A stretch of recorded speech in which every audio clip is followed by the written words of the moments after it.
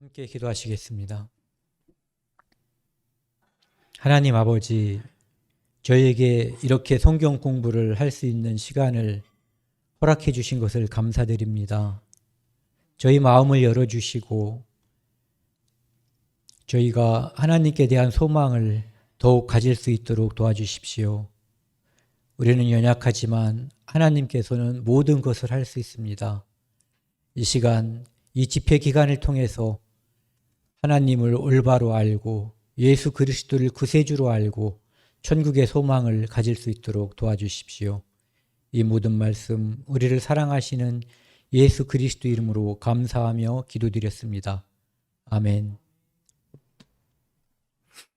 지난 시간에는요, 저희가 이 지구 역사에서 가장 충격적이고 어떻게 보면 가장 슬프고 또 믿는 사람들에게는 가장 기쁘고 가장 만족스러운 그러한 소식을 전해드렸어요. 그래서 지난 시간에는 예수, 그분이 누구인지, 그분이 왜 무엇 때문에 십자가에 달렸는지 이것을 함께 나누었는데요.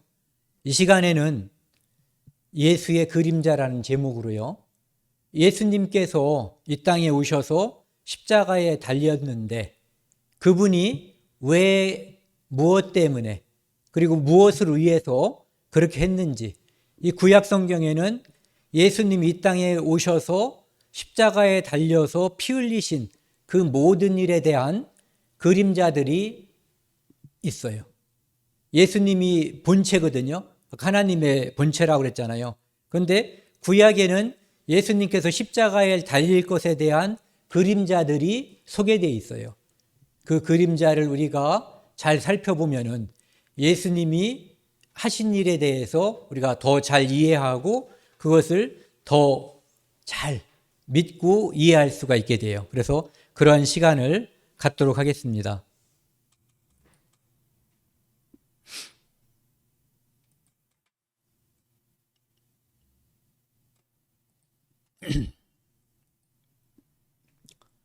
지난번에 살펴본 것처럼요, 요한복음 1장 29절 말씀은 세례 요한이 예수님을 향해서 이제 사람들에게 소개하는 거예요. 이렇게 보세요, 세상 죄를 지고 가는 하나님의 어린 양입니다. 예수님을 사람들에게 이렇게 소개하는 거죠. 이분은 여기 있는 모든 사람들, 그 당시에 요단강에 있었던 사람뿐만 아니라 이 지구상에 태어났던 사람들, 그 당시에 살고 있었던 사람들, 지금 우리 살고 있는 우리들은 2000년 전에 이 땅에 없었잖아요. 그 당시에는 우리는 미래의 사람이었죠. 그러니까 모든 사람의 모든 죄를 짊어지고 가는 하나님의 어린 양이다, 이렇게 예수님을 소개했어요. 그래서 오늘은 이 주로 하나님의 어린 양이라고 하는 것이 무슨 의미인지 이거에 대해서 이제 살펴보는 시간을 갖도록 하겠습니다. 누가복음에 보면은 예수님께서 십자가에 지실 때요, 23장에 그 아까 말씀드렸었죠. 그 강도에게 예수님께서 약속을 해주셨거든요. 내가 오늘 나와 함께 낙원에 있을 것이다라고 약속했어요. 그것은 다른 표현이 없지만 예수님이 그의 죄를 영원히 용서했다는 의미를 가지고 있는 거예요. 그런 사람만 낙원, 하나님의 나라에 들어갈 수가 있거든요. 그런데 그리고 나서 예수님이 죽으실 때 이런 일이 벌어졌어요. 45절 같이 읽겠습니다. 성수의 휘장이 한가운데가 찢어지더라. 이스라엘 민족에게는 성막이라는 곳이 있었고 나중에는 성소라고 하는 것, 성전이라는 것이 있었어요. 그런데 그곳에는 성소와 지성소가 있는데 성소에서 지성소로 들어가는 거예요. 지성소는 하나님께 제사 드리기 위해서 이스라엘 민족 중에 대제사장이 1년에 하루 그곳에 들어갈 수 있는 곳이에요. 그곳은 하나님이 임재하는 곳이고 그래서 그곳을 지성소라고 그래요. 지극히 거룩한 장소다. 그 다음에 쉬운 자다 이렇게 말해요. 은혜를 베푸는 자리다. 그 은혜라고 하는 것은 그 당시는 이제 이스라엘이죠. 모든 이스라엘 사람들의 1년 동안 지은 죄를 용서하는 자리예요. 시은 죄. 그 다음에 속죄소, 그들의 죄를 용서하는 자리예요. 실질적으로 그곳에 하나님께서 그들과 함께 했던 곳이에요. 그런데 그곳으로 나아가는 거기에는 이렇게 커튼이 있었거든요. 여기 휘장이라고 하는 커튼인데 두께가 10cm쯤 된다고 하고, 두께가 10cm 되는 커튼 저는 구경을 못 해봤어요. 엄청나게 견고하고 강한 커튼이에요. 그런데 그 커튼이 위로부터 아래로 자연의 힘에 의한 것이 아니라 하나님께서 찢어버리신 거예요. 이제는 예수 그리스도가 십자가에 죽음으로써 누구든지, 예전에는 1년에 한 번만 대제사장이 염소의 피를 가지고 들어갈 수 있었는데 이제는 누구나 언제든지 지성소에 하나님께 나아갈 수 있다라고 허락해 주신 거예요. 그래서 이걸 찢어놔서 자유롭게 드나들 수 있게끔 해놓은 거예요. 그러니까 예수 그리스도의 십자가의 피는, 그 죽음은 우리로 하여금, 모든 인류로 하여금 하나님께 누구나 자유롭게, 대제사장이라고 하는 어떤 매개체가 없이, 중개인이 없이 직거래를 직접 지성소에 갈 수 있게끔 길을 열어놓은 거예요. 그래서 예수님께서 그 말씀을 하셨죠. 내가 곧 길이요 진리요 생명이니. 예수님이 십자가에서 죽으실 때 그 길이 열린 거예요. 그리고 생명, 그 영원한 생명이 열린 거예요. 이 모든 것을 예수님은, 그분을 우리가 진리라고 불러요. 그리고 그때 예수님이 이제 영혼이 떠나가셨어요. 그 영혼이 떠나가기 전에 하신 말씀, 마지막으로 하신 말씀 뭔지 아시는 분? 다 이루었다. 예, 무엇을 다 이뤘냐 하면은 내가 이 땅에 온 이유, 목적을 다 이뤘다는 거예요. 자기 백성을 그들의 죄에서 구원할 자. 그러니까 자기 백성, 인류에는 내가 포함돼야 돼요. 그들이 포함되거나 우리가 포함되는 게 아니라 나 개인이 포함돼야 돼요. 내 모든 죄가 십자가에서 예수님의 피로 용서되었다. 그것을 다 이루었다고 말씀하시고 돌아가신 거예요. 이렇게 위로부터 아래로 그 두꺼운 휘장이 찢어져서 우리에게 살 길, 예전에는 우리는 죄 때문에 고민했는데 이제 예수님의 십자가의 피로 한 번에 영원히 용서했기 때문에 산 길 또는 살 길이 열려진 거예요. 이게 찢어져서 누구나 여기를 무사 통과할 수 있어요. 예수님의 피가 어떠한 매개체도 없이 하나님께 나아갈 수 있게끔 해주신 거예요. 고린도전서 5장 7절에 보면은요, 뒤에 부분을 같이 읽겠습니다. 우리의 유월절 양 곧 그리스도께서 희생되셨느니라. 예수님을 가리켜서 양이라고 지금 말하고 있죠. 좀 전에는 세상 죄를 지고 가는 하나님의 어린 양이라고 요한이 예수님을 소개했어요.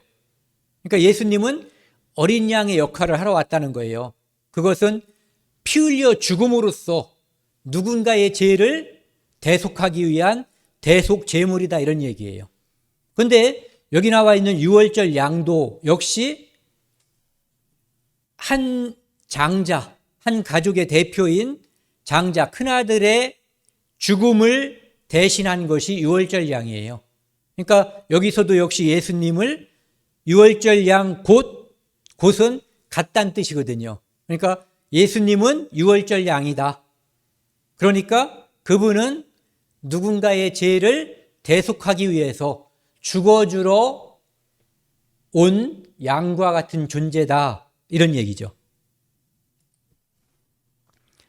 예수님께서 이 땅에 오시기 약 1500년 전쯤에요, 이스라엘 민족은 애굽, 오늘날 이집트에서 종살이를 하고 있었어요. 노예 생활.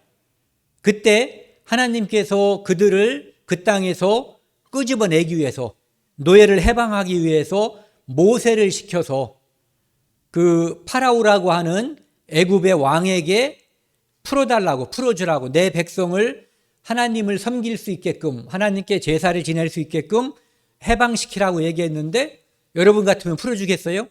안 풀어주죠. 그래서 하나님께서 이적과 재앙을 내리셨어요. 9번.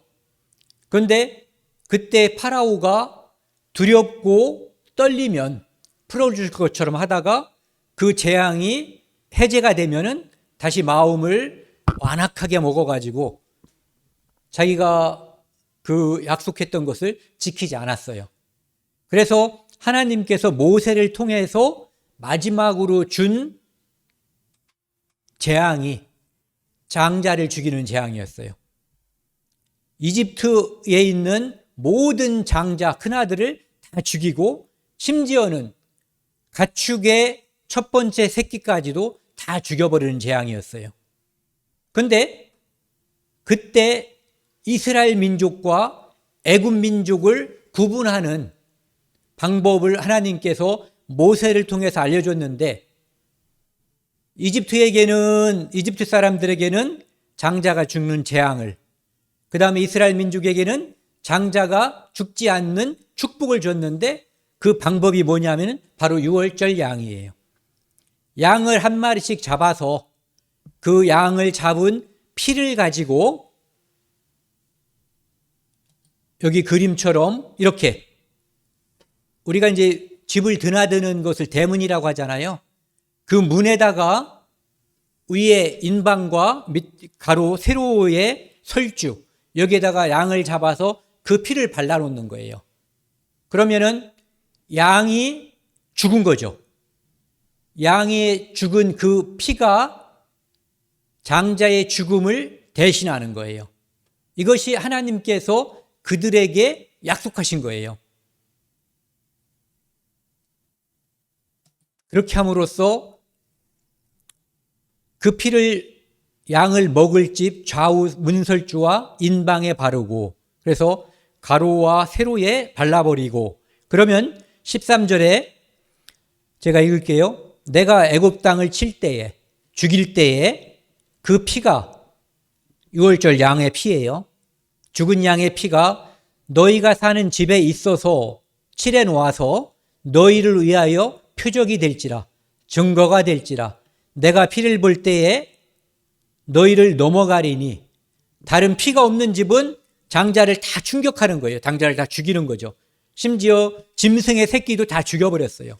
그런데 넘어가리니 이렇게 돼 있어요. 유월절이라고 하는 이 의미가, 유자가 넘을 유자예요. 이렇게 넘어간다. 월자도 넘어간다는 뜻이에요. 죽음이 하나님의 은혜로 이집트 사람들에게는 죽음이 임했지만 이스라엘 민족에게는 죽음이 넘고 넘어간 절기다 해서 유월절이라고 하는 거예요. 너희를 넘어가리니 재앙, 죽음이 너희에게 내려 멸하지 아니하리라. 이 약속을 해준 거예요. 그러면 이 약속은 이대로 하는 사람들에게만 효용이 있는 거죠. 만약에 이집트 사람 중에 누군가가, 야, 우리 보통 하는 말 있죠. 야, 그런다고 안 죽냐? 안 치라면 그 집은 죽음의 사자가 장자를 죽일 거예요. 그리고 하나님께서는 너희는 이날을 기념하여 여호와의 절기를 삼아 영원한 규례로 대대로 지킬지니라. 이것은 이스라엘 민족에게 대대로 지킬 영원한 규례란 얘기예요. 이것은 반드시 잊지 말고 영원히. 왜? 이것을 쭉 하다 보면은 예수님께서 돌아가신 것이, 이분이 유월절 양처럼 우리 죄를 대신해서 죽었구나. 그러면 예수님이 죽었으니까 내가 안 죽겠구나. 유월절 양이 죽은 집은 장자가 안 죽었잖아요. 그것처럼 예수님의 십자가의 피, 예수님의 십자가의 죽음은 내 죽음을, 나의 영원한 심판을 넘어가게 하는구나라고 하는 것을 이해할 수 있게끔 하기 위해서 영원한 규례로 대대로 지키라고 하신 거예요. 그래서 그날 이렇게 피가 칠해져 있는 이 집, 그리고 하나님께서 말씀하셨어요. 밖에 돌아다니지 말고 양 피가 묻어 있는 집 안에 들어 있어라. 밖에 돌아다니면 죽는 거예요. 그러니까 이 양 피가 칠해져 있는 집 안에서 그들은 이집트를 떠날 준비를 하고 있었어요.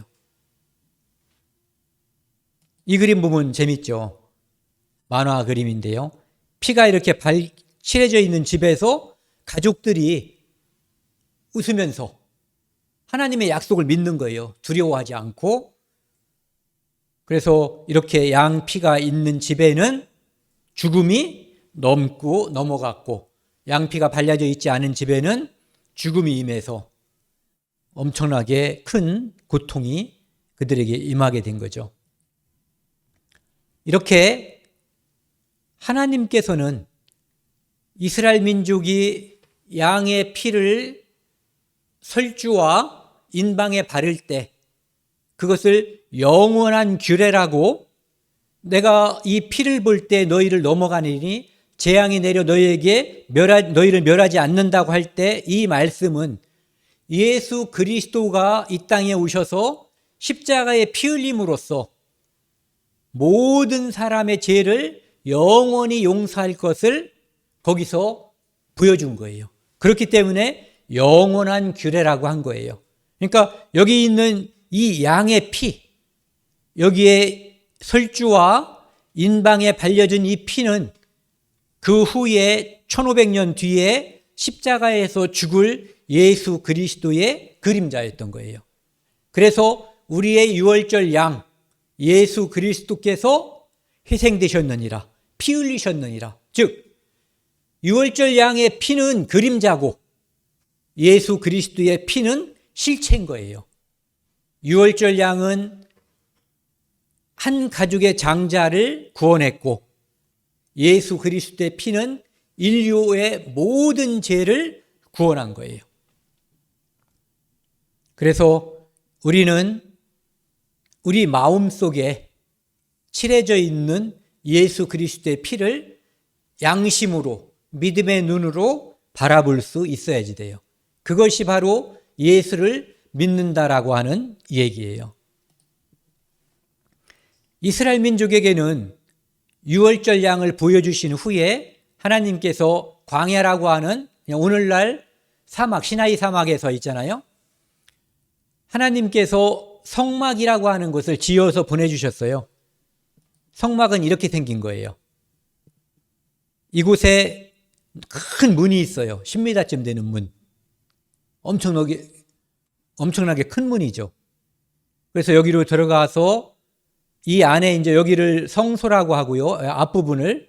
그 다음에 뒤에 앞에 3분의 2 부분을 성소라고 하고, 요 뒤에 3분의 1 부분을 지성소라고 하는데, 아까 말씀드린 그 휘장이 이 성소와 지성소를 가르는 커튼이었던 거예요. 그것이 하나님께서, 예수 그리스도께서 십자가에 돌아가실 때 쭉 위에서부터 밑으로, 즉 이것은 내가 찢었다, 너희에게 하나님께 언제든지 나아올 수 있는 길을 열어줬다는 것을 보여주는 거죠. 그런데 그곳에서 1년에 한 번씩 하나님께 제사를 드렸어요. 제사라고 하는 것은 무엇이냐면은 하나님께 우리의 죄를, 또는 내 죄를 용서해 주세요 하면서 짐승의 피를 바치는 거예요. 원래는 내가 죽어야 되는데 내가 죽으면 용서받은 게 의미가 없잖아요. 그래서 하나님께서는 나 대신에 죄 없는 짐승을 한 마리 잡아서, 이제 제사에 쓰이는 짐승들은 이제 특별한 것들이 있어요. 이를테면은 송아지, 염소, 양. 그냥 우리가 통째로 그냥 양이나 이렇게 알고 있으면 돼요. 그냥 짐승으로 알고 있으면 양이 많이 쓰였고, 그런데 대속죄절이라고 하는 날이 있어요. 이스라엘 민족이 1년 내내 지은 죄를 하루에 다 용서받는 날이 대속죄절이에요. 그날에는 대제사장이 그 대표로 제사를 드리는 건데, 대제사장은 죄가 있을까요, 없을까요? 대제사장도 역시 죄가 있는 사람이에요. 그래서 이 제사를 드리려면 자기가 먼저 죄를 씻어야만 대표로 제사를 드릴 수가 있는 거예요. 그래서 숫송아지를 잡아서 그 피로 아까 말씀드린 그 지성소에다가 피를 뿌림으로써 자기 죄를 용서받고 이제는 죄가 없는 대제사장으로서 백성들의 모든 죄를 안수하고 이 염소에게 안수하고 그 염소를 목을 따는 거예요. 지금 우리로 말하면 여기 경동맥 있잖아요. 여기를 푹 찔러서 뜯어서 그 피를 받는 거예요. 그래서 그 피를 가지고 아까 보여드린 지성소에 가서 거기에 보면은 아까 속죄소가 있다고 그랬죠. 속죄소, 죄를 속하는 자리예요. 시은좌, 은혜를 베푸는 자리. 지성소, 지극히 거룩한 곳. 그곳에 피를 뿌리는 거예요.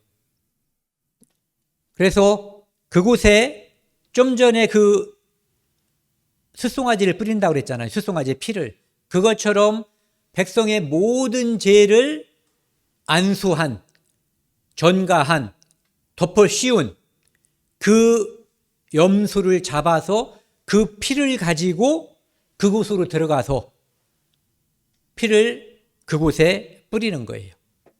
그러면은 여기 보시면은 15절 또 백성을 위한 속죄제 염소를 잡아 그 피를 가지고 휘장 안에 들어가서 커튼을 열고 들어가는 거예요. 그 숫송아지 피로 행함같이 숫송아지 피로 그 지성소에다가 피를 뿌렸던 것 같이 그 피로 행하여 그 피를 뿌려 속죄소 위와 속죄소 앞에 뿌릴지니. 그래서 들어가는 방향으로 보면은 속죄소 앞은 속죄소의 동쪽이고 속죄소 위는 역시 똑같이 위예요. 그곳에 피를 뿌리는 거예요. 그래서 34절에 보면은 이는 너희가 영원히 지킬 규례라. 영원히 지킬 규례는 우리가 잘 알아둬야지 돼요. 왜? 이것은 우리에게 꼭 필요한 거예요. 그래서 하나님이 영원한 규례라고 하는 거예요. 이것을 잘 이해하면 예수님께서 십자가에서 내 죄를 용서한 것을 이해하고 믿는데 매우 도움이 되는 거예요. 유월절 양의 피처럼. 그것도 역시 영원한 규례였잖아요. 이스라엘 자손의, 여기 빨간 글씨 같이 읽겠습니다. 끝까지요. 이스라엘 자손의 모든 죄를 위하여 1년에 한 번 속죄할 것이니라. 이렇게 돼 있어요. 이스라엘 자손의 얼만큼 죄? 그 죄의 10분의 1이 아니라 100% 모든 죄 위하여 1년에 한 번. 효력이 얼만큼이라고요? 1년. 그럼 내년에 또 해야지 되는 거죠. 만약에 영원한 효력이 있는 것이 있다면 몇 번 드려야지 돼요? 단번. 한 번만 드릴 수 있는 영원한 효력을 가진 것이 그 무언가가 있다면 번거롭지 않게 한 번만 드릴 수가 있겠죠. 예. 이곳에서 드렸던 거고요. 바로 이곳이 바로 속죄소인데 아까 그 안에 들어가면 휘장이 찢어졌다고 그랬잖아요. 휘장 안으로 들어가면 여기는 천정과 바닥을 빼놓고는 황금이에요. 황금으로 둘러싸여 있어요. 그러니까 하나님의 거룩함과 변치 않음, 영원함을 표시하는 곳이에요. 여기는 그룹이라고 하는 이제 천사의 일종이죠. 그렇게 천사가 이렇게 맞대고 있고 그곳에 피를 뿌림으로써 죽었습니다. 우리의 1년치 죄를 위해서 이스라엘 민족이 지은 모든 죄를 위해서 1년치 죄를 위해서 염소가 대신 죽었습니다. 신고합니다. 이렇게 해서 거기다가 피를 뿌리는 거예요. 염소가 대신 죽었음을 증거한 거예요. 그럼으로써 밖에 있는 사람들의 죄는 합법적으로 모두 용서가 되는 거예요. 그들은 이제 죄가 있어요, 없어요? 죄로부터 해방되는 거예요. 죄가 사라지면 심판이 사라지는 거예요. 죄 있는 곳에 심판이 있는 거예요. 이것이 이스라엘 민족에게 보여주신 대속죄절 제사예요. 그런데 왜 그러면 인간은 하나님께 제사를 시작하게 되었을까? 왜 제사를 드린다고 그랬죠? 죄를 용서받기 위해서. 이 창세기라고 하는 성경에는 어떻게 이 땅에 인간이 죄인이 되었는가에 대해서 이야기하고 있어요. 그러니까 인간이 죄인이 되었는가가 나와 있으니까 그가 하나님께 제사 드리는 것도 나와 있겠죠. 죄인이어야만 하나님께 죄를 용서받기 위해서 제사를 드리는 거예요. 그리고 그 제사는 내가 내 맘대로 드리는 게 아니라 죄를 용서받기 위해서는 용서해 주시는 하나님께서 정한 제사의 방법이 있어요. 제사의 틀이 있는 거예요. 그분이 원하는 제사를 드릴 때만이 그 제사가 하나님께 상달되고 그 제사의 효력이 발생하는 거예요. 내 맘대로 내 멋대로 드리면 효과가 없는 거예요. 그러니까 괜히 공연히 드린 제사가 될 수도 있는 거예요. 이 창세기 2장에 보면은 에덴 동산에 하나님께서 천하 만물을 창조하시고 에덴 동산은 특별히 아름답게 지은 곳이에요. 그곳에 제6일 날 하나님이 사람을 만드셨죠. 그리고 그곳에서 하나님께서는 사람을 그 에덴 동산을 경작하고 그 다음에 지키게 하신 거예요. 지키게 했다는 것은 뭔가 석연치 않은 검은 그림자가 올 가능성이 이미 그려지고 있는 거죠. 우리가 영화 같은 거 볼 때 뭔가 스산한 분위기가 될 때 음악이 도도도도 뭐 이상한 음악이 나온다든지 아니면 그늘이 쓱 지거나 조명이 푸르스름한 색깔이 변해지면은 전주를 느낄 수가 있잖아요. 복선이죠, 일종의. 뭔가 지금 나쁜 일이 벌어질 것 같다. 6절에 보시면 여호와 하나님이 그 사람에게 명하여 이르되 아담에게 말씀하신 거예요. 동산 각종 나무의 열매는 네가 임의로 먹되. 동산에는 엄청나게 많은 과일나무가 있었어요. 그것을 임의로 먹는다는 것은 제한이 있어요, 없어요? 마음대로 먹어도 되는 거예요. 그런데 하나, 17절 같이 읽겠습니다. 선악을 알게 하는 나무의 열매는 엮지 말라.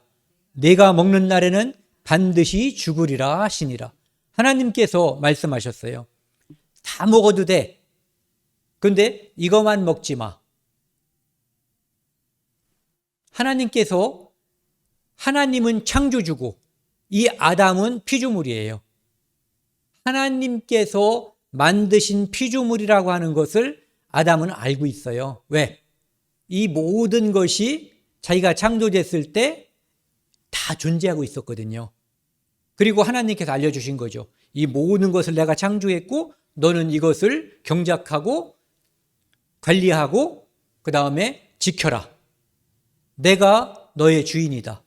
너는 마음대로 해도 되지만 한 가지는 지켜야 된다. 이게 너와 나의 관계다. 그게 뭐냐면은 선악을 알게 하는 나무의 열매는 먹지 말라. 이것만 안 하면 아무런 문제가 없는 거예요. 거기서 무슨 짓을 해도 아무런 문제가 없어요. 요거만 안 하면. 지금은 이 땅에서는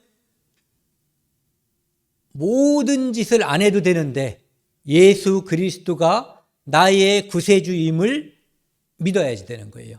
알아야지 돼요. 그러니까 그때나 지금이나 계명은 딱 하나예요. 그래서 요한복음 16장 9절에 보면은 죄에 대하여라 함은 저희가 나를 믿지 아니하며. 지옥 가는 것은 딱 하나, 예수님을 믿지 않는 거예요. 에덴 동산에서 죄는 딱 하나, 하나님이 먹지 말라고 한 선악을 알게 하는 나무의 열매를 먹은 것 딱 하나예요. 제가 이미 먹었다고 얘기해 버렸네요. 3장에 보면은 뱀이라고 하는 존재가 나타나서 이 뱀은 실제 뱀인데 요즘 뱀하고는 다른 거예요. 원래 이 뱀은 기어다니는 몸이 아니었는데 나중에 저주를 받아서 요즘처럼 기어다니는 뱀이 됐어요. 그러니까 예전의 형태는 뭔지 몰라요. 어쨌든 기는 놈은 아니었다. 그런데 그 뱀 속에 마귀가 들어간 거예요. 마귀는 이 뱀에게 들어가서 여자에게 물어봤어요. 여자에게 물어 이르되 하나님이 참으로 너희에게 동산 모든 나무의 열매를 먹지 말라 하시더냐? 이렇게 물어본 거예요. 교묘하죠. 참으로라는 거 거짓말 아니야? 이것을 염두에 둔 말이에요. 그리고 모든 나무, 하나님이 야 아무것도 못 먹게 너희들한테 얘기하더냐? 이렇게 물어본 거죠. 그러니까 여자가 뱀에게 말했는데 뭐라고 말했냐면은 모든 동산 나무의 열매를 우리가 먹을 수 있으나 중앙에 있는 나무의 열매는 하나님의 말씀에 너희는 먹지도 말고, 도자만 빼면은 먹지 말고 하면 괜찮죠. 그런데 먹지도 말고 더하기 만지지도 말라 이런 말 하셨어요? 네, 안 하셨어요. 우리가 하나님 말씀을 더하거나 빼는 게 죄예요. 하나님 말씀을 더해도 빼도 문제가 생겨요.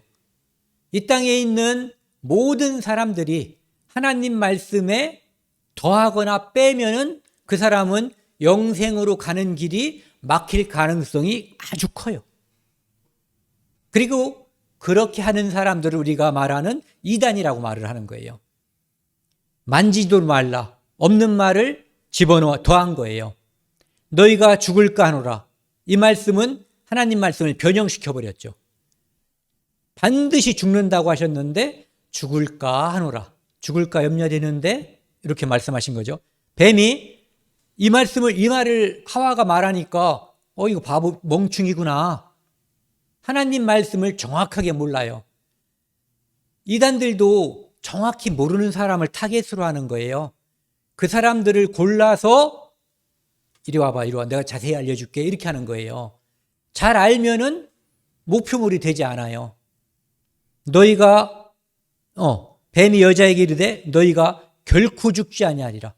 하나님께서 말씀하신 반드시 죽으리라고 하는 말을 정면으로 거역하는 그 말을 해버렸어요.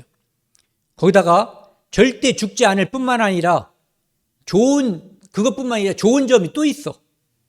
너희가 그것을 먹는 날에는 너희 눈이 밝아져 하나님과 같이 되어 선악을 할 줄을 하나님이 아심이라. 너희가 하나님처럼 돼서 그것을 하나님이 시기하고 싫어해서 너희 보고 그거 동산 중앙에 있는 선악을 알게 하는 나무를 먹지 말라고 하는 거야. 이렇게 이간질 시켜버리는 거예요.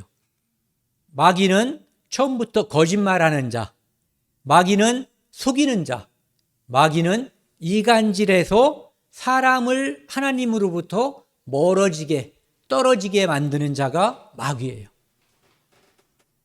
그래서 하나님처럼 되는 일은 하나님의 방법으로 가능한 거예요. 하나님께 드리는 제사도 하나님께서 주신 방법으로, 하나님의 방법으로 가능한 것처럼 이것도 역시 하나님의 방법으로 가능하고 하나님이 준비해 놨는데 사람을 속여서 지금 나쁜 길로 빠뜨리는 거죠. 근데 여러분들 하지 말라고 하면 하게 되죠. 저 20살쯤 돼가지고 그때는 머리를 기르면은 머리를 확 깎아버리거나 아니면 잡아다가 뭐 벌금을 내게 하거나 때리거나 막 그랬어요. 그때는 죽을 각오를 하고 머리를 길러서 여기까지 다 기르고 다녔어요. 대부분의 사람들이 머리를 길렀어요. 근데 머리를 지금 길러도 상관없으니까 특별한 사람들만 기르고 대부분이 길을 내놓고 다니잖아요. 여자가 나무를 보니까 지금까지는 하나님이 먹지 말라고 했기 때문에 안 먹고 그냥 거기를 아마 살살 피해 다녔을 거예요. 안 쳐다보거나 쳐다봐도 저거 먹지 말랬지 이렇게 했을 텐데 먹으면 하나님처럼 된다고 하니까 여기 보암직하고 먹음직하고 보암직하고 지혜롭게 할 만큼 탐스럽기도 해. 그냥 쉽게 말해서 요즘 애들 그런 말 쓰죠. 먹고 싶어 환장하게 만들어버리는 거예요. 이거 안 먹으면 일 날 것처럼. 그러니까 여자가 따먹고 남편에게도 줬더니 그도 먹어버렸어요. 문제가 생긴 거죠. 그들의 눈이 밝아서 벗은 줄을 알고 하나님 말씀을 거역하면 자기가 하나님 앞에 죄인임을 알게 되는 거예요. 그게 바로 벗은 줄을 아는 거예요. 그들이 무화과나무 잎을 엮어서 치마를 해 입었어요. 자기가 벗었음을, 자기가 죄인임을 가리는 방법을 스스로가 선택했어요. 어떻게? 무화과나무 잎을 엮어서 가렸어요. 두 가지로 잘못됐죠. 그들이 죄를 범했을지라도 그 죄는 하나님이 용서해 줄 수가 있는데 그들이 스스로 가린 거예요. 또 한 가지는 그들이 가린 무화과나무 잎은 효력이 잠시밖에 지속이 안 돼요. 조금 지나면 말라 비틀어지고 또 하고 또 하고 또 하고. 이 땅에 있는 모든 그 우상과 종교들이 하나님을 믿는 신앙을 빼놓고 모든 종교가 바로 이런 모습인 거예요. 자기의 노력으로 자기가 신이 되려고 하거나 자기의 노력으로 자기의 죄를 가려보려고 하는 시도가 모든 종교라고 볼 수가 있죠. 그런데 그 모든 종교는 하나님 앞에 상달이 된다 안 된다. 하나님께 인정을 못 받는 거예요. 그런데 하나님께서 그들은 그들의 지은 죄, 하나님 말씀을 거역했기 때문에 또 누구한테 같은 편이 됐어요? 하나님께 반역한 마귀와 같은 편이 된 거예요. 옛날에 영모의 수계와 그와 함께한 자들, 영모의 주동자와 영모에 참여한 사람들은 조선에서는 3족을 멸했어요. 중국은 9족을 멸했어요. 사람 왕을 반역해도 이렇게 엄하게 다스리는데 하나님께 반역한 마귀와 동반자 한 편이 된 거예요. 그는 영원한 죽음을 맞게 된 거예요. 그래서 그는 하나님께 잘못했음을 양심이 알려주기 때문에 여호와 하나님의 낯을 피해서 동산 나무 사이에 숨어버렸어요. 그런데 하나님께서 불렀어요. 아담아, 네가 어디 있느냐 이렇게 부르신 거죠. 그러니까 10절 같이 읽겠습니다. 이르시되 내가 동산에서 하나님의 소리를 듣고 내가 벗었으므로 두려워하여 숨었나이다. 모든 죄인은 심판자가 이리 와 부르면 두려워해요. 그래서 숨을 데가 없는데도 숨게 되어 있어요. 하나님 앞에 나아갈 수가 없는 거예요. 하나님께서 지금은 심판하려고 불렀어요? 알 수 없죠. 그런데 하나님은 지금 그들이 잘못으로 죄로 숨은 그들을 그리고 그들의 잘못을 숨기기 위해서 가리기 위해서 덮었던 그것을 좋은 것으로 가려주고 용서하기 위해서 그들을 부르신 거예요. 그들은 이렇게 그들의 방법으로 무화과나무 잎을 엮어서 그들 스스로 일회성, 단기간에 효과가 짧게 이어지는 그것을 한 거예요, 스스로. 이건 아까 안 된다고 그랬죠. 하나님께 죄를 지었기 때문에 하나님께서 주시는 방법으로 용서를 받아야 되는 거예요. 하나님께서는 그들의 죄로 인해서 그들에게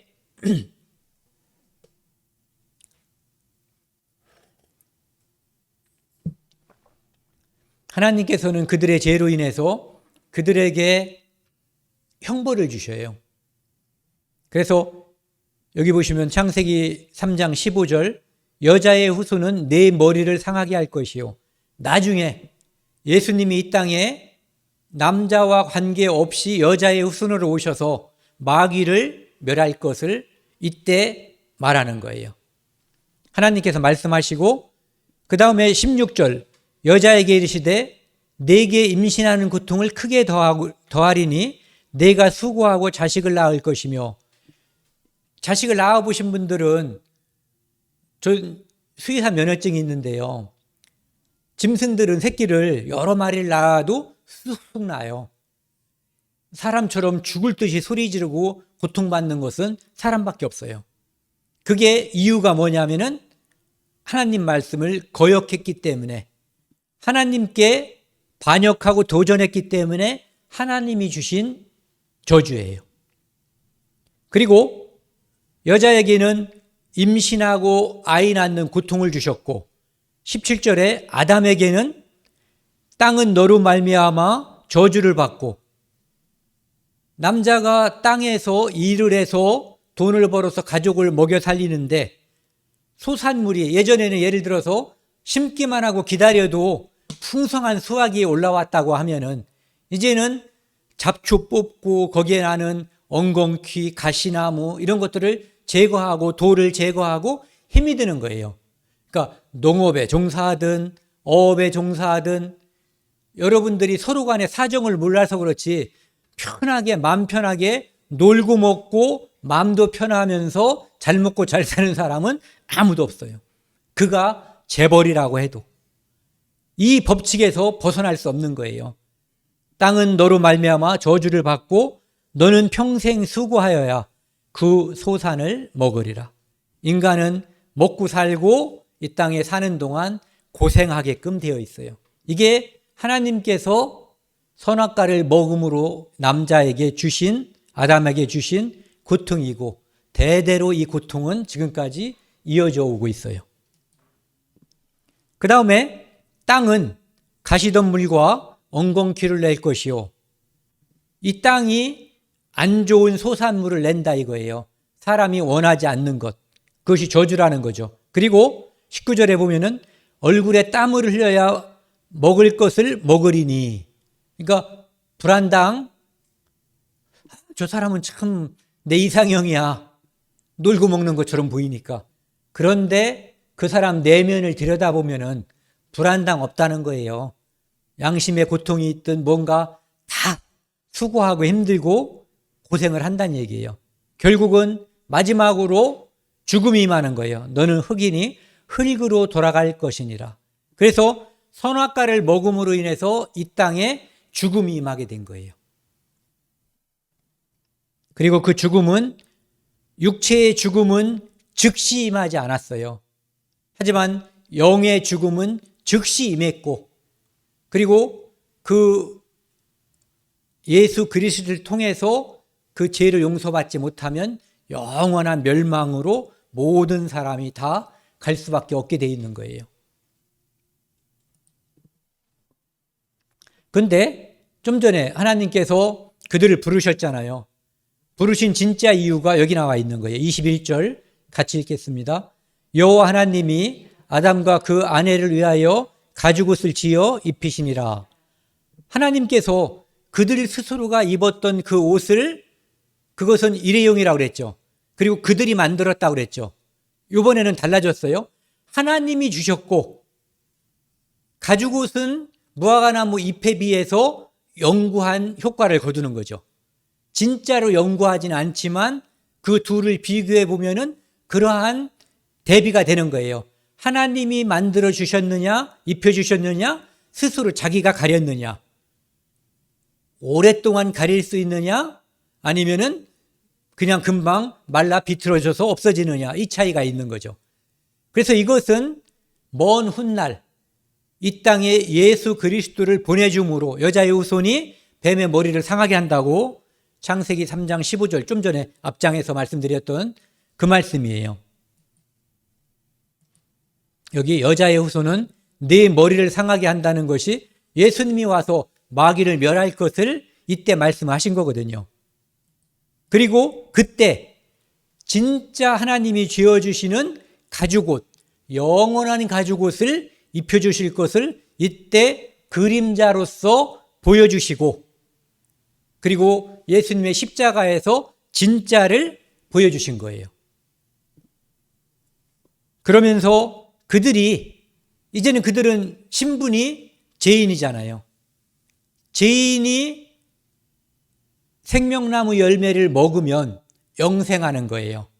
요즘 표현으로 하면 용서받지 못한 죄인이 지옥에서 영원히 사는 것을 보여주는 거거든요. 그러니까 죄인은 영생하면 안 돼요. 그렇죠? 그러니까 죄인의 신분으로는 영생하면 그건 저주인 거예요. 영생은 축복이지만 죄인이 영생하는 건 저주예요. 그래서 죄인의 신분을 벗지 않은 상태로 생명나무 열매를 먹어서 영생하는 것을 막기 위해서 하나님께서는 24절 같이 읽겠습니다. 이같이 하나님이 그 사람들을 쫓아내시고 에덴 동산 동쪽에 그룹들과 두루도는 불칼을 두어 생명나무의 길을 지키게 하시니라. 생명나무로 가는 길, 이걸 먹으면 영생하는 거예요. 이 길을 막아버리셨어요. 죄인이 이거 먹으면 죄인으로 영생하는 거예요. 그래서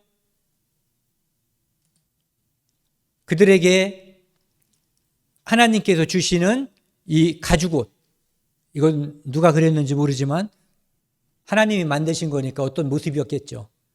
어쨌든 하나님께서 짐승을 잡아서 그 피로 그들을 용서했다라고 하는 그림자인 거예요, 이것이. 가죽은 짐승이 죽어야만 나오잖아요. 그렇죠? 피가 죄를 속하느니라. 오직 피를 용서할 수 있는 것은 피밖에 없어요. 그래서 가죽옷을 쥐어 입히셨고 그들이 선악과 나무를 따먹고 영생할까 봐 그들을 에덴 동산에서 쫓아버렸어요.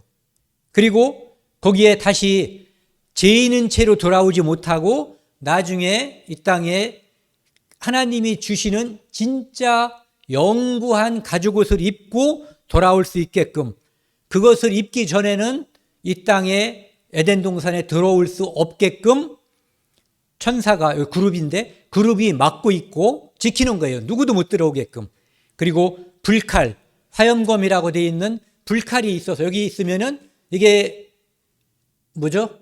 선악과 나무라면은 빙빙빙 도는 거예요. 누구도 접근하다가는 불칼이 확 찔러서 죽여버리게끔 하는 거예요. 그러니까 두려워서 누구도 접근할 수 없게 하는 거죠. 그들은 이곳에서 쫓겨났고 그 에덴 동산은 오늘날 사막이 됐어요. 대략 이 지역 언저리가 에덴 동산의 옛자리라고 하는 것을 우리가 유프라테스 강, 티그리스 강 유역임을 통해서 이제 짐작할 수 있다고 말을 하고 있어요. 그리고 창세기 이제 4장 2절에서 5절을 보면은 하나님께서는 이제 사람에게, 아담과 하와에게 그림자를 보여줬어요. 어떤 그림자냐면은 너희들이 내게, 하나님께 죄를 지으면 죄를 용서받기 위해서는 짐승의 피를 바쳐야지 된다. 무엇으로 보여주셨죠? 가죽옷으로. 그래서 그들이 여기 보시면은 이제 가인이 있고 아우인 동생인 아벨이 있었는데 에덴 동산에서 쫓겨난 그들이 아담과 하와 부부가 자식을 몇 명 낳았는지 성경에 나와 있지 않아요. 굉장히 많은 자식을 낳았어요. 그 중에 두 사람 이름이 나와 있는 거예요. 가인과 아벨이라는 사람이, 가인은 양치는 사람이었고, 아니 거꾸로 했네. 아벨은 양치는 자였고 가인은 농사 짓는 사람이었거든요. 그들이 하나님께 제사를 드렸어요. 가인은 땅의 소산으로 제물을 삼아 여호와께 드렸고, 아벨은 자기도 양의 첫 새끼와 그 기름으로 여호와께 기름으로 드렸더니, 그러니까 한 사람은 농산물을 하나님께 제사로 드렸고, 그 다음에 아벨은 또 한 사람은 양을 잡아서 그 피로 하나님께 드린 거예요. 여호와께서 아벨과 그의 제물은 받으셨으나 이유가 뭐죠? 피예요. 가죽옷에 힌트가 있었고 이들이 하나님께 제사를 드리고 한 사람이 올바로 드린 모습으로 볼 때 분명히 하나님께서는 아담과 하와에게 이 하나님께 죄를 용서받기 위해서 드리는 제사를 설명했음이 분명한 거예요. 그런데 그들은 에덴 동산에서 아담과 하와가 하나님 말씀을 어겼듯이 이 가인도 하나님 말씀을 경홀히 여기고 자기 고집대로 땅의 소산물을 하나님께 드린 거예요. 5절 같이 읽겠습니다. 가인과 그의 제물은 받지 아니하신지라 가인이 몹시 분하여 안색이 변하니.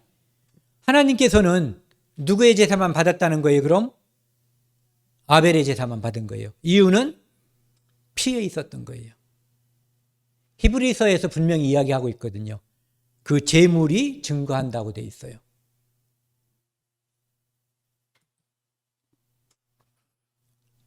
가인은 땅의 소산물, 농산물을 드렸고 아벨은 양을 잡아서 그 피로 하나님께 제사를 드린 거예요.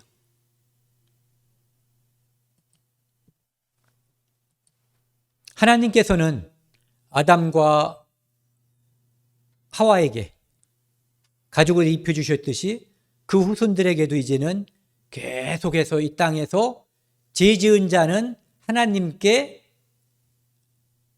짐승, 피를 바쳐야 된다. 이 피가 죄를 용서하는 유일한 방법이라고 하는 것을 하나님께서 정하신 거예요.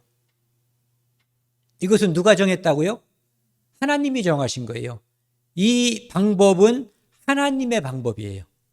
그래서 이 방법만이 하나님께서 죄인을 용서하는 유일한 방법이에요.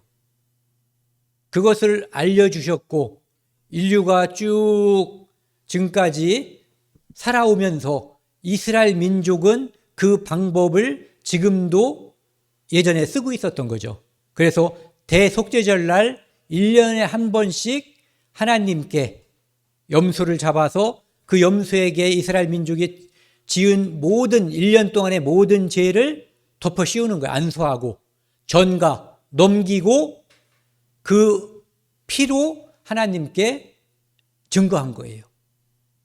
우리 대신, 우리의 죄를 대신해서 이 염소가 피 흘려 죽었습니다라고 하나님께 증거물을 제시했던 거예요. 그러니까 우리를 하나님의 대속법으로 용서해 주십시오 했던 거죠. 그리고 좀 전에 말씀드렸던 것처럼 출애굽 때 이스라엘 민족은 양 한 마리를 잡아서 설주와 인방에 피를 발라놓았어요. 출애굽기 다시 한번 보면은요, 정리하는 겁니다. 출애굽기 12장 6, 7절에 보면은 이날 열 나흘 날까지 간직하였다가 여기 보시면은 하나님께서 양을 언제 잡아서 간직했다가 데리고 있는 거죠. 데리고 있다가 14일 날까지 간직했다가 그날 잡도록. 그래서 예수 그리스도께서 십자가에서 돌아가실 때 있잖아요. 유월절 양이 죽는 그 시간에 예수님이 돌아가신 거예요. 피 흘려서. 신기하죠? 그 모든 것을 하나님께서 맞추신 거예요. 그래서 예수님을 우리의 유월절 양 그리스도라고 이야기한 거예요. 그리고 그분이 피 흘려 죽었음을 사람들에게 알려주신 거예요. 그래서 그 시간이 이 시간이에요. 해질 때 이스라엘 회중이 그 양을 잡고 그 피를 양을 먹을 집 좌우 문설주와 인방에 바르고, 그래서 이 사람들은 문설주와 인방에 발랐는데 오늘날 우리는 이 마음속에 예수 그리스도의 우리 마음의 문에 우리 양심에 예수 그리스도의 피를 발라야 하는 거예요. 13절 13절을 크게 한번 같이 읽어보겠습니다. 내가 애굽 땅을 칠 때에 그 피가 너희가 사는 집에 있어서 너희를 위하여 표적이 될지라. 내가 피를 볼 때에 너희를 넘어가리니 재앙이 너희에게 내려 멸하지 아니하리라. 자, 이것을 오늘날로 따져보면요, 예수님이 십자가에서 피 흘려 돌아가신 것을 왜 그분이 하나님의 아들이 십자가에 못 박혔는지를 우리가 알아야 되는 거예요. 그분의 피가 내 양심에 내 죄를 가렸음을 우리가 알면은 그 피가 여기 내가 피를 볼 때 우리의 양심에 가려진 피를 하나님께서 보시면 너희를 넘어가리니 재앙, 영원한 심판과 지옥 가는 심판이 너희에게 내려 멸하지 아니하리라. 이런 의미를 가지고 있는 거예요. 영원한 규례라고 하는 것이 바로 이런 뜻이에요. 대대로 지키라고 한 이유가 바로 여기에 있는 거예요. 이 유월절 양을 잘 이해하면 대속죄절 날 죽었던 그 염소를 잘 이해하면 우리는 예수 그리스도의 십자가를 잘 이해하고 예수 그리스도가 나의 구세주임을 알고 믿는데 크게 도움이 돼요. 그래서 예수 그리스도를 이해하고 믿는데 예수 그리스도의 그림자였던 구약에 하나님께서 정했던 모든 그림자들을 우리가 아는 것이 도움이 돼요. 14절도 같이 읽겠습니다.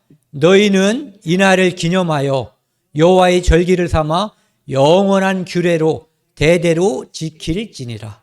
영원히 지켜야 되는 거예요. 우리도 예수 그리스도로 구원받고 내 자녀도 내 자녀들의 자녀의 자녀들도 후손들도 영원히 예수 그리스도의 피로 제사함을 받는 거예요. 영원한 규례예요. 대대로 이어져야지 돼요. 우리가 이 복음을 이곳에서 이야기하는, 말씀드리는 이유가 바로 거기에 있는 거예요. 나만 구원받고 끝나는 것이 아니라 많은 사람들에게, 내 가족과 이웃들에게 예수 그리스도의 십자가의 보혈을, 그것으로 인해서 영원한 축복이 있다는 것을 알려주는 거예요. 그것은 피가 죄를 속한다고 하는 하나님의 말씀을 우리 마음속에 새기는 거예요. 오늘 마지막 슬라이드입니다. 보이시죠? 여기에 예수 그리스도가 십자가에 달렸고 그 피가 철철 넘치는 거예요. 이 지구를 다 덮은 거예요. 세상죄를 지고 가는 하나님의 어린 양이셨고 그분은, 그리고 자기 백성을 그들의 죄에서 구원할 자잖아요. 세상죄에서 예의가 되는 사람은 아무도 없어요. 하나님의 자기 백성에서 예의가 되는 사람은 아무도 없어요. 그러니까 모든 사람, 모든 인류를 위해서 예수님이 십자가에서 피 흘린 거예요. 이 피가 내 죄를 용서했음을 믿는 사람들에게 하나님은 내가 그 피를 볼 때 너희를 넘어가리니 재앙이 너희에게 내려 멸하지 아니하리라고 한 유월절의 약속을 영원한 규례로 지금도 지켜주시고 있는 거예요. 우리는 한 번 구원받으면 영원히 용서받는 거예요. 대속죄절 날 제사는 1년에 한 번씩, 효력이 1년이기 때문에 1년에 한 번씩 했어야 되는 거예요. 그런데 예수 그리스도의 십자가의 피는 한 번 흘림으로써, 피 흘림으로써 영원히 용서되는 거예요. 그래서 단번에 영원히 우리 죄를 용서하셨다. 이것이 바로 예수 그리스도의 십자가가 유월절 양, 대속죄절, 아벨이 흘렸던 양의 피, 이 모든 것들은 바로 예수 그리스도의 십자가의 피의 모형, 그림자다. 하는 것을 오늘 같이 나누었습니다. 오늘 여기까지 하겠습니다. 함께 기도하시죠. 하나님 아버지 감사합니다. 이 시간 예수 그리스도의 그림자를 통해서 하나님께서 구약에서 우리에게 예수님을 통해서 구원받을 것을 아벨의 피, 그리고 유월절 양, 그리고 대속죄절 날 흘렸던 그 염소의 피를 통해서 알려주시고 믿게 해주셨습니다. 감사드립니다. 이 모든 하나님의 비밀을 우리만 간직하지 않고 믿지 않는 이웃과 가족들에게 널리 전파할 수 있도록 담대한 마음과 확실한 믿음을 저에게 심어주시기 원합니다. 이 모든 말씀 우리를 죄에서 영원히 용서해 주신 예수 그리스도 이름으로 감사하며 기도드렸습니다. 아멘.